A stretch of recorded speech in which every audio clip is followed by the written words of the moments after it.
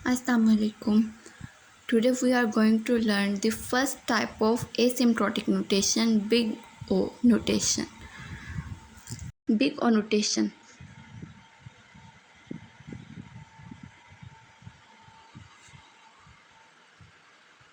The function f of n is equal to big O g of n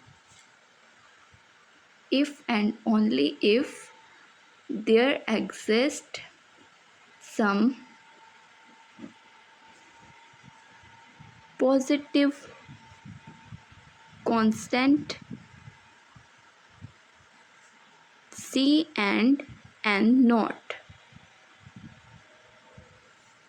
such that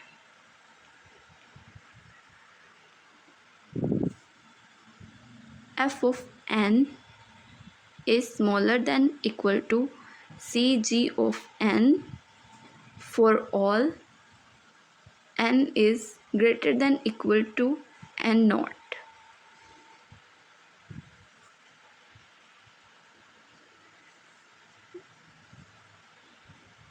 big O जो है ये upper bound है asymptotic notation का.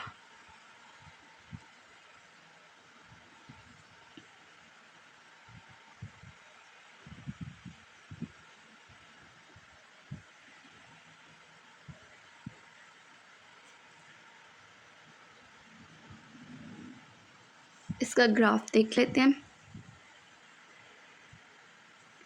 यहाँ पे हमारे पास आएगा t टाइम एंड यहाँ पे हमारे पास आएगा n कांस्टेंट. देन हम देखते हैं कि फंक्शन जो हमारे पास आ रहा है f ऑफ n वो इस तरह से मूव कर रहा है f ऑफ n, और जो सेकंड फंक्शन है सी जी ऑफ n वो इस तरह से कर रहा है मूव ग्राफ में. इसमें हम देख सकते हैं कि हमें ग्राफ ये बता रहा है after some input n naught जो हमारे पास है वो value of c g of n will always greater. जो अगर हम एन नॉट देते हैं इसको, जो हमारे पास वैल्यू आती है c g of n function की, वो हमेशा ग्रेटर रहेगी f of n. After some input n naught value of c g of n will be always greater than f of n.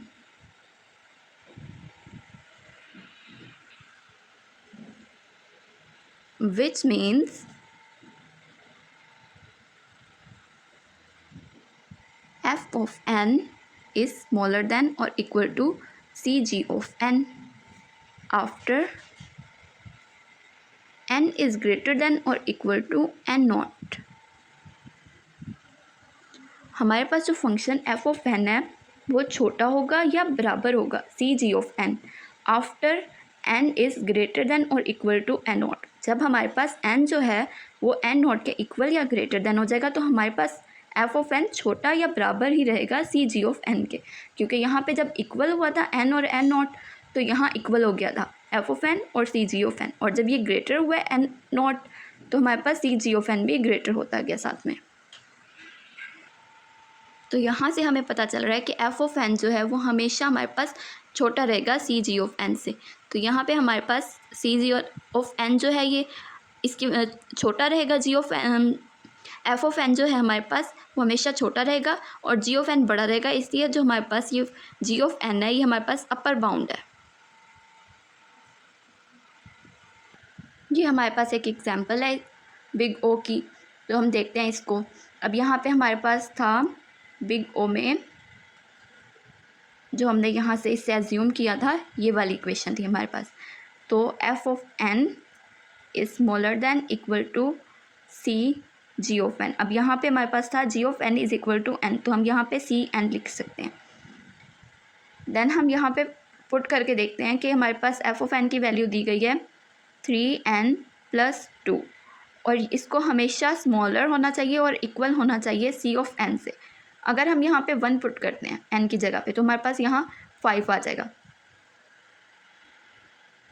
और अगर हम यहाँ पे देखें पुट करके सी की जगह पे हम पुट करते हैं c इज़ इक्वल टू 4 और n naught is equal to 2, तो हम देखते हैं कि यहाँ पे 4 आ जाएगा, यहाँ पे हमारे पास 2 आ जाएगा और इस n की जगह भी हम 2 ही पुट करेंगे। फिर अगर इसको करें तो 6 + 2 इज़ स्मॉलर देन और इक्वल टू 4 to 8, तो यहाँ पे हमारे पास 8 इज़ इक्वल टू 8 आ जाएगा। तो ये हमें पता चल रहा है यहाँ पे कि अगर हम 4 और 2 से अबव वैल्यूज़ रखेंगे एंड नॉट की वैल्यू 2 से अबव रहे और जो सी है वो हमारे पास कांस्टेंट 4 ही रहेगा हर सिचुएशन में इसमें, तो हमारी वैल्यू इक्वल है इसमें। नेक्स्ट अगर हम पुट करते हैं एन नॉट को 3 तो हमारी ये वाली वैल्यू स्मॉलर हो जाएगी और ये ग्रेटर हो जाएगी।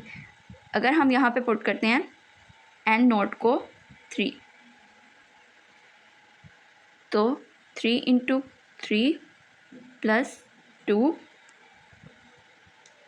एंड 4 × 3, तो यहाँ पे 9 + 2 11 इज़ स्मॉलर देन 12। तो ये प्रूव हो गया कि अगर हम n में इससे बड़ी कोई भी वैल्यू पुट करेंगे तो हमारे पास वैल्यू ग्रेटर आएगी और अगर हम c को 4 रखें और n नॉट को 2 रखें तो हमारे पास वैल्यू इक्वल आ जाएगी।